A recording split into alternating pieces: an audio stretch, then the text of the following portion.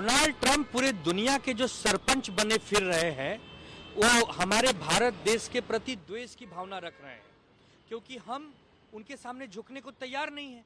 तो वो क्या कर रहे हैं, हमारे देश पर टैरिफ लगा रहे हैं।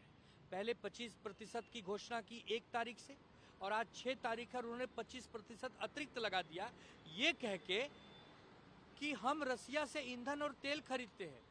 अरे मिस्टर ट्रंप, हम कोई गुलाम देश नहीं है, 100 साल पुराने देश नहीं है, ये नया भारत है। जिससे मन होगा उससे तेल खरीदेंगे, जिससे मन होगा उससे व्यापार करेंगे। आप क्यों सरपंच बन रहे हैं? और नरेंद्र मोदी जी, ये कैसी दोस्ती है? ये आपके दुश्मन होते तो शायद 25% ही टैरिफ लगाते। ये आपके दोस्त बने बने फिर रहे हैं।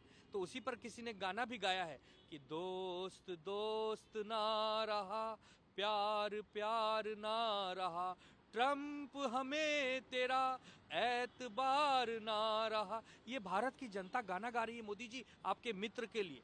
अरे ऐसी दोस्ती होती है? ऐसे खुदगर्ज दोस्तों से आपने दोस्ती की है? हम डोनाल्ड ट्रंप को कहना चाहेंगे कि ये 2025 का नया भारत है, ये झुकता नहीं है किसी के सामने। लगाइए आप टैरिफ। आप टैरिफ लगाएंगे तो क्या हम लोग हाथों पे हाथ धरे बैठे रहेंगे? ये तो हमारी विदेश नीति की असफलता है, वरना हम आपके ऊपर 500% टैरिफ भी लगा सकते हैं। हम क्या कोई गांव से आए हुए भारत है? ये नए युग का नया भारत है। लेकिन दुख सिर्फ इस बात का है कि मोदी जी, आपने कैसे व्यक्ति से दोस्ती कर ली। इससे अच्छा तो दुश्मनी भी, वो कहते हैं ना कि दुश्मन न करे दोस्त ने वो काम किया है। टैरिफ 50% लगाकर हमें बदनाम किया है।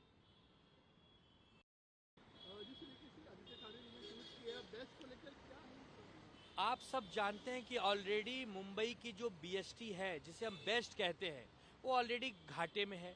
उसकी स्थिति लाचार हो गई है। उसके बाद आज आनन फानन में जो बीएसटी के जीएम का पद होता है उसके लिए 2-2 जीआर आ गया। कमाल की बात है। बीएसटी के जीएम जो आईएएस अधिकारी होते हैं, उनकी नियुक्ति करने का जो जिम्मेदारी है वो जीएडी को है, जो जनरल एडमिनिस्ट्रेशन डिपार्टमेंट है उसको है। मतलब मुख्यमंत्री का विभाग ये तय करेगा कौन जीएम होगा। उन्होंने भी तय किया और उप मुख्यमंत्री एकनाथ शिंदे ने भी तय कर दिया। अब आप सोचिए कि एक तो ऑलरेडी बीएसटी घाटे में है, लेकिन 2-2 जीएम आ गए हैं। ये कैसा न्याय है? ये कैसा सरकार है? आपस में कोई समन्वय नहीं है, कोई तालमेल नहीं है। आम जनता परेशान है। लोगों को बीएसटी में चल के एक जगह से दूसरी जगह जाने की सुविधा आप दे नहीं पा रहे हैं और 2-2 जीएम बिठा दे रहे हैं। इसका मतलब ये महाराष्ट्र की महाभ्रष्ट महायुति सरकार में आपस में सब कुछ ठीक ठाक नहीं है। एकनाथ शिंदे प्रधानमंत्री जी से मिलकर फोटो क्या डालते हैं, अभी भी उनके दिमाग में मुख्यमंत्री बना हुआ है। मुख्यमंत्री का जो काम है वो मुख्यमंत्री को करने दो शिंदे जी। आपका काम उप मुख्यमंत्री का है, आप वो करो। एक ही डिपार्टमेंट 2-2 जीएम, मतलब ये तो वही बात हो गई कि मेरे घर में 2-2 नेता आ गए हैं। एक नेता की जगह नहीं थी, दूसरे नेता भी आ गए। आने वाले इलेक्शन, डीएमसी इलेक्शन में तो आपको लगता है कहीं ना कहीं ये टकराव पैदा हो सकता है? ये ऑलरेडी टकराव शुरुआत हो चुकी है। एकनाथ शिंदे प्रधानमंत्री से अलग मिल रहे हैं, देवेंद्र फडणवीस जी 2 दिन पहले गृह मंत्री से अलग मिल रहे हैं।